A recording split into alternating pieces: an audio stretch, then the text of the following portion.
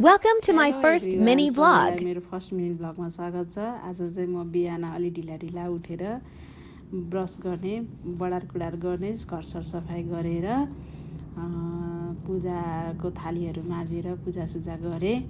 अनि त्यसपछि चाहिँ पूजा गरेर सकाएर अनि एकछिन बसेँ। अनि त्यसपछि यसो बेडसेट मिलाउने यताउता गर्ने गरेँ। त्यसपछि नानीसँग खेल्नुभन्दा अगाडि चाहिँ तातो पानी खाएँ। तातो पानी रेडी बनाएर ग्यास्ट्रिकको पनि खाएँ। नानीसँग एकछिन खेलेँ। मेरो नानी चाहिँ अहिले 9 मन्थ रनिङ छिन्। अनि नानीसँग एकछिन खेलेँ। त्यसपछि चाहिँ अब नानीको लागि जाउलु बनाउनको लागि चाहिँ म पम्किन काट्दैछु। सँगसँगै हाम्रो खाना पनि रेडी गर्दैछु। छोरीको लागि चाहिँ यता स्टिम गरेँ, कोही चाहिँ जाउलीमा हाल्नको लागि रेडी गरेँ।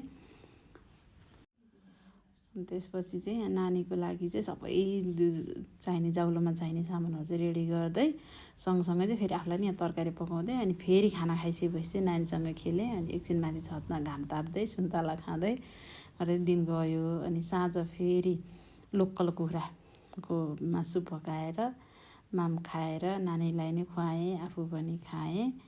अनि आजको दिन मेरो यस्तै गरेर बित्यो साथीहरू, हैन। कस्तो लाग्छ मेरो भिडियो माया गरिदिनु होला सबैले। धन्यवाद।